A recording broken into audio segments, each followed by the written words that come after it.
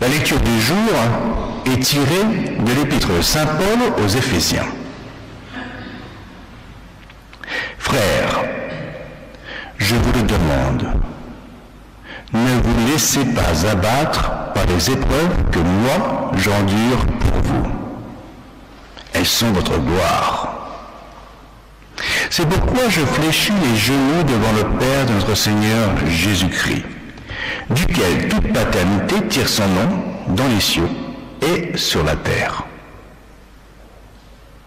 afin qu'il vous donne, selon les richesses de sa gloire, d'être puissamment fortifié par son esprit dans l'homme intérieur, pour que le Christ habite en vos cœurs par la foi, et qu'enraciné et fondé dans la charité, vous puissiez comprendre avec tous les saints quelle est la largeur, la longueur, la hauteur, la profondeur, et connaître cet amour du Christ qui surpasse toute connaissance, de sorte que vous soyez remplis de toute la plénitude de Dieu. À celui qui peut tout faire, et bien au-delà de nos propres demandes, au-delà de nos pensées, en vertu de la puissance qui agit en nous. À lui, la gloire dans l'Église et dans le Christ Jésus, pour toutes les générations, au siècle des siècles, ainsi soit-il. Une traduction du Saint-Évangile selon Saint Luc. En ce temps-là, Jésus était allé prendre son repas un jour de sabbat chez l'un des chefs des pharisiens. Et ceux-ci, bien sûr, l'observaient. En voici qu'il y avait devant lui un hydropique. Jésus, prenant la parole, dit au docteur de la loi et aux pharisiens, « Est-il permis de guérir le jour du sabbat ?» Mais ils gardèrent le silence. Jésus, prenant le malade, le guérit et le renvoya. Et il leur dit, « Dites-moi, lequel parmi vous, si son âne ou son bœuf tombe dans un puits, ne l'en retire aussitôt, même le jour de sabbat ?» Et il ne pouvait rien répondre à cela. Il disait encore une parabole aux invités, en remarquant comment ils choisissaient les premières places.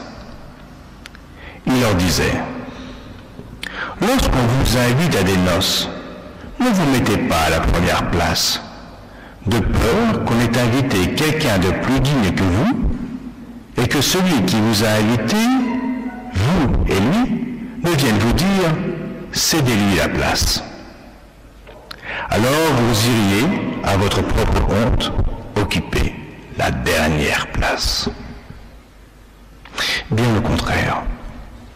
Quand vous êtes invité, allez vous mettre à la dernière place, et ainsi, lorsque viendra celui qui vous a invité, il vous dira, « Mon ami, montez plus haut. » Alors ce sera pour vous un honneur devant tous les autres convives, car quiconque s'élève sera abaissé, qui s'abaisse sera élevé.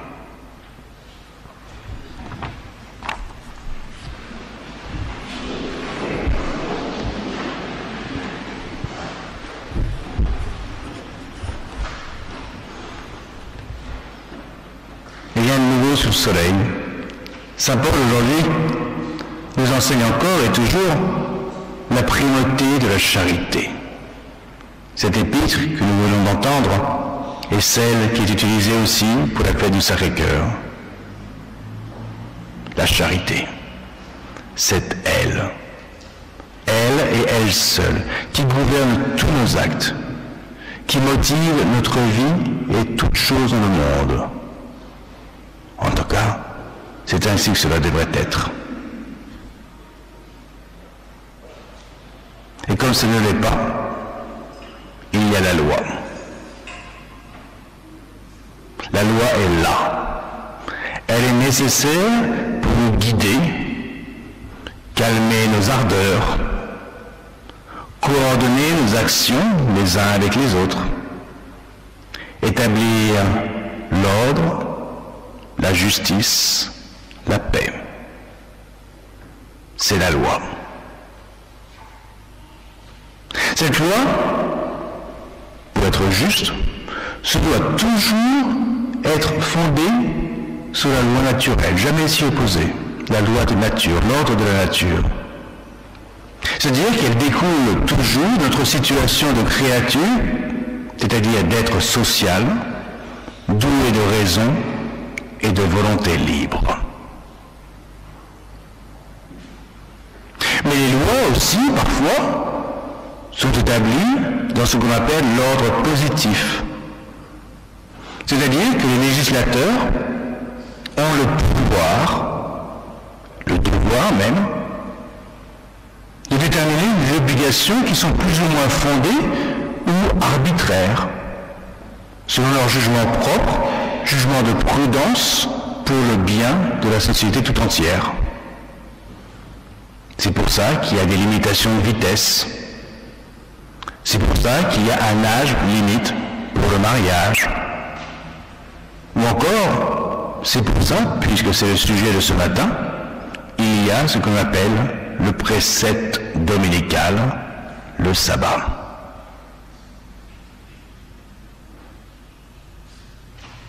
L'Évangile nous montre aujourd'hui comment Jésus se place au-dessus du sabbat, du précepte dominical aujourd'hui.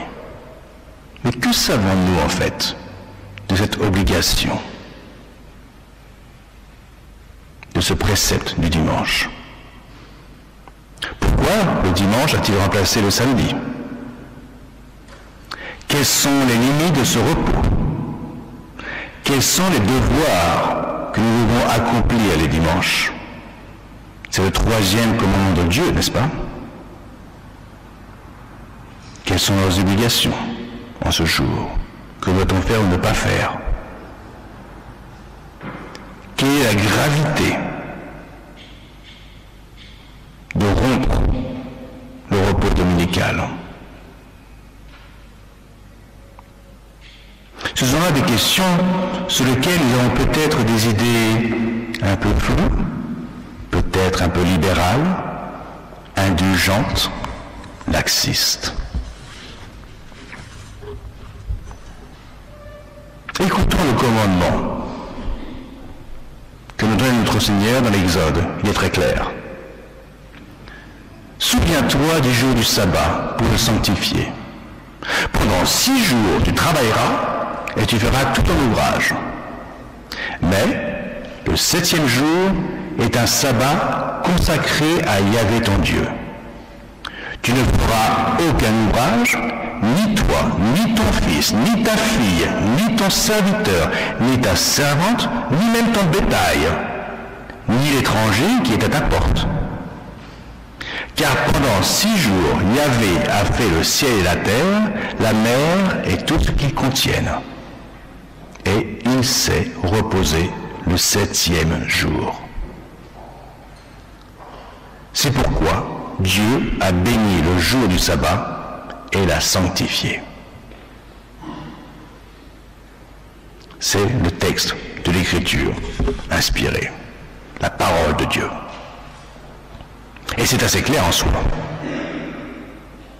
Et pourtant, ce n'est pas une évidence de nature en tant que telle.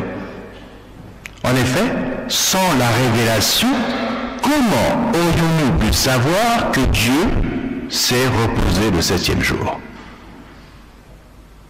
Il fallait qu'il nous le dise. C'est pourquoi le 3e commandement nous dit « Souviens-toi que Dieu s'est reposé le 7e jour. » C'est une loi révélée. Cependant, cette loi révélée n'est certainement pas opposée à celle de la nature. Tous nous le savons, notre nature requiert toujours, pour son équilibre propre, un temps de repos. Il faut savoir se reposer. C'est difficile. Ce n'est pas évident pour tout le monde de savoir se reposer. On a parfois cette frénésie du travail, workaholic. frénésie de la production, du désir d'avoir toujours plus, de faire toujours plus. Le temps, c'est de l'argent, n'est-ce pas? Et pourtant, le bon Dieu nous invite à prendre du repos. Nous avons été créés à l'image et à la ressemblance de Dieu. À son imitation, à son image, reposons-nous. C'est dimanche. C'est bon tant pour la santé physique que morale. Sabbat, en hébreu, la traduction veut dire cesser, arrêter.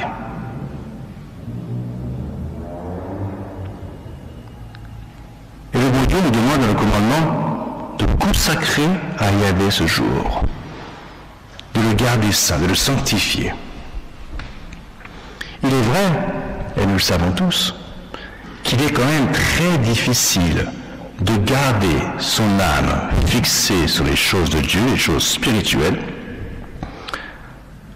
lorsqu'on est pris par les activités du jour. Humains que nous sommes, on peut difficilement faire plusieurs choses à la fois. Cela peut se faire, mais c'est difficile. On se laisse facilement envahir par les choses du monde. C'est comme ça, c'est notre nature. Et lorsque le corps est particulièrement engagé physiquement, l'esprit n'y est pas. On pense peu dans l'effort, dans la souffrance, dans l'amour. Alors sanctifier, c'est mettre à part. Ce jour-là, ce dimanche, ce sabbat, ne doit pas être comme les autres jours. On doit y privilégier les actes de dévotion, les scènes à distraction, les visites de famille, les visites de charité, c'est parfois la même chose. On s'éloigne de tous les travaux pénibles qui ne soient pas nécessaires. Enfin, Isaïe résume la chose en disant que ce jour de sabbat, ce dimanche pour nous, doit être un jour de délice. Car corps et âme sont dévoués à la vénération du Seigneur, notre Dieu.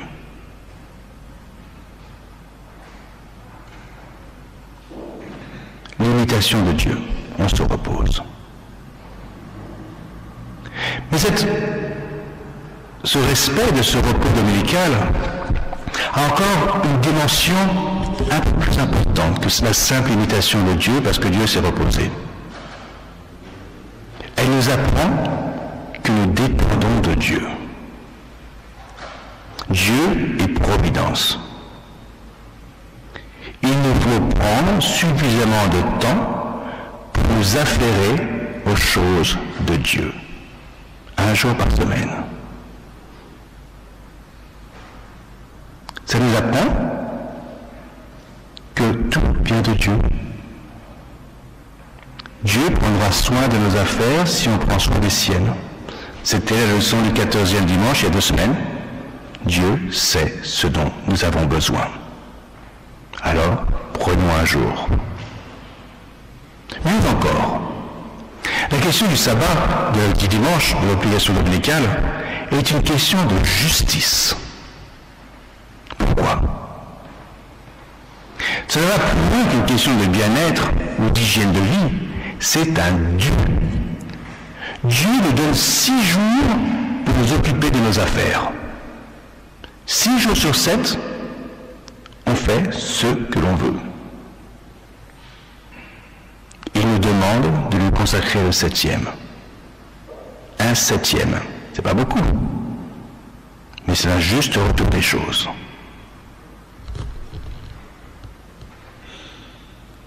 Sanctifier le dimanche est un acte de justice. Un dû. Mais alors, que comporte donc cette sanctification du dimanche? Alors, il y a 2 éléments qu'il faut garder à l'esprit. Le premier, il faut éviter et s'abstenir de tout ce qu'on appelle œuvre servile. Le deuxième élément, c'est l'assistance à la messe. le devoir dominical.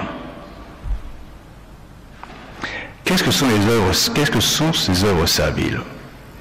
Les œuvres serviles sont celles que les esclaves, les serfs, faisaient. Ce sont les lourdes tâches, les tâches grossières, comme on dit. Par extension, il s'agit en fait de toute œuvre qui soit telle que par nature, elle nous empêcherait de rester dans un esprit de prière. Digne-moi à Dieu. Ça semble une bonne définition, une bonne mesure. Car les théologiens moraux, en théologie morale, les théologiens ont essayé de catégoriser ce qui est servile ou ce qui ne l'est pas. Et on arrive à des choses un peu bizarres. Par exemple, il est absolument interdit à un fermier de labourer son champ. Mais le fonctionnaire peut faire son jardin. Allez savoir pourquoi.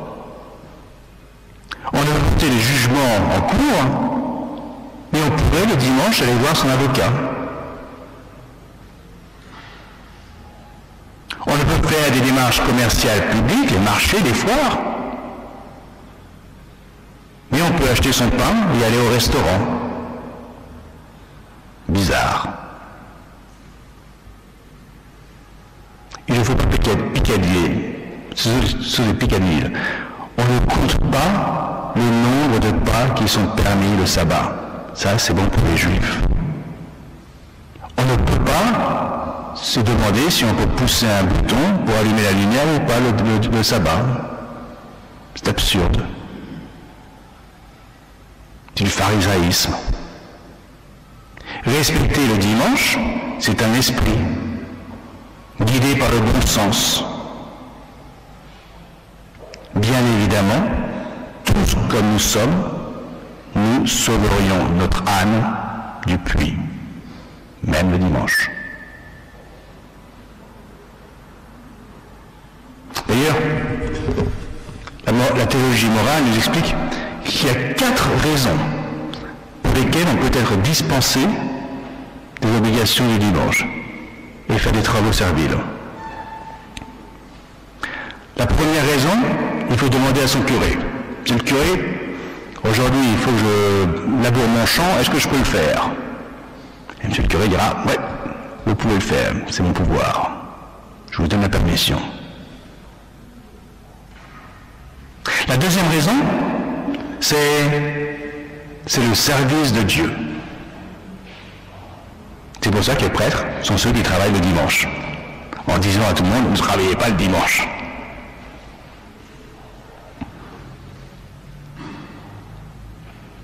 Ce peut être encore, dit-on, le besoin personnel, la nécessité.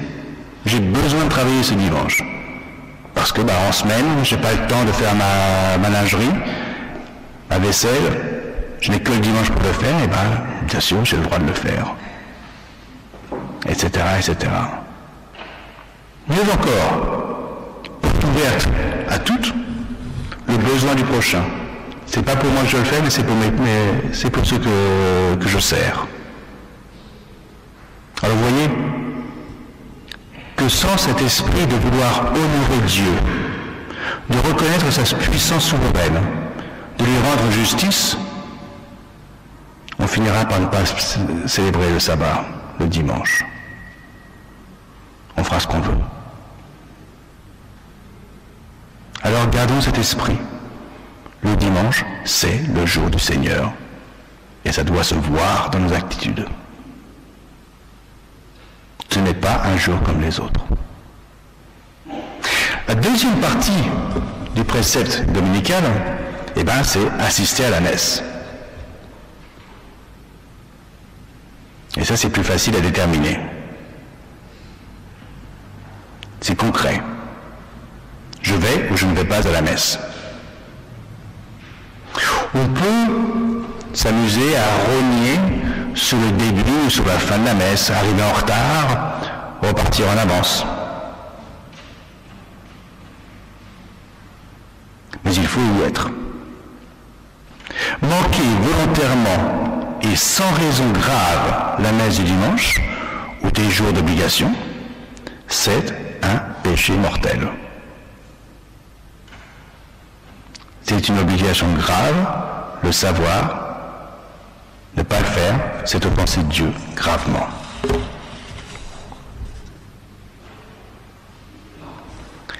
Soyons un peu plus précis.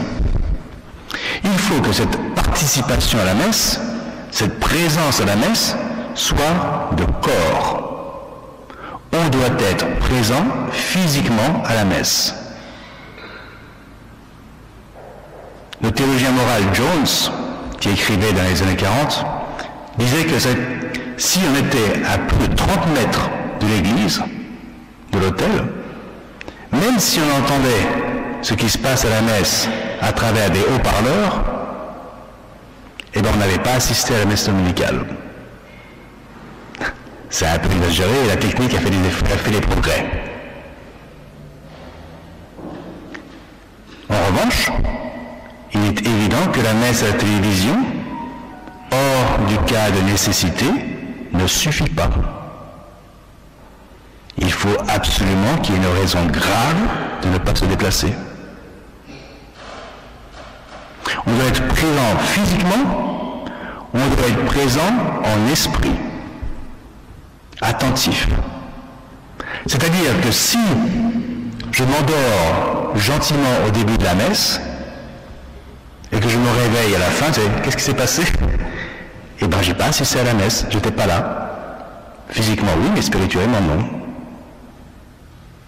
Par contre, les organistes, les choristes, les enfants de chœur, qui bien évidemment sont occupés à faire bien des choses, ben, ils sont là à la messe. Ils sont bien présents. Et Dieu merci, je vous en remercie. Si on arrivait si tard à la messe, que l'on n'ait pas vu l'offertoire, c'est-à-dire qu'on arriverait de façon stratégique après le sermon, eh bien, on assiste à la messe. Il faut arriver au minimum au début de l'offertoire, après le sermon, au début du credo, et ne pas repartir avant la fin de la communion. Sinon, on n'a pas assisté à la messe. Alors, évidemment, toutes ces petites précisions semblent bien fastidieuses, ritualistiques, des pécadilles. Mais ça ne l'est pas. Nous avons besoin que l'on nous dise quelles sont les limites. Il faut la loi. Le livre de l'Exode enseigne, là encore, c'est l'Écriture enseignée, et qui nous aide à comprendre la gravité de suivre le précepte dominical. L'Exode dit donc, le sabbat est une chose sainte. Celui qui profanera le sabbat sera puni de mort. Vous imaginez? Et le livre des Nombres ajoute et précise, toute l'assemblée le lapidera en dehors du camp. On en est loin. Dieu merci. Le bon Dieu est bon. Alors ce n'est pas matière légère, bien qu'aujourd'hui il semble que peu se soucient de rendre gloire à Dieu de cette manière. Et c'est bien dommage. Car si on compte les bienfaits qui découlent de l'observance du dimanche, ils sont multiples. Au-delà d'être un acte de justice envers Dieu, c'est une prière en soi. On offre notre journée au bon Dieu, d'un sacrifice. C'est l'occasion merveilleuse de pouvoir se rapprocher de Dieu au moins une fois par semaine. Une occasion de prendre un petit peu de temps ce jour-là, de faire le point sur la semaine passée, et donc de pouvoir se donner des buts pour la semaine à venir, dans le calme. C'est une occasion encore de trouver du temps pour étudier, comprendre notre foi, notre religion toujours mieux, ne serait-ce que grâce à l'écriture que l'on entend le dimanche ou au sermon. C'est une occasion de se retrouver en famille, entre amis, de resserrer les liens d'amitié. C'est une occasion aussi de faire quelques actes de charité, bien dans la paix. Alors, mes bien chers frères, mes bien chères âmes,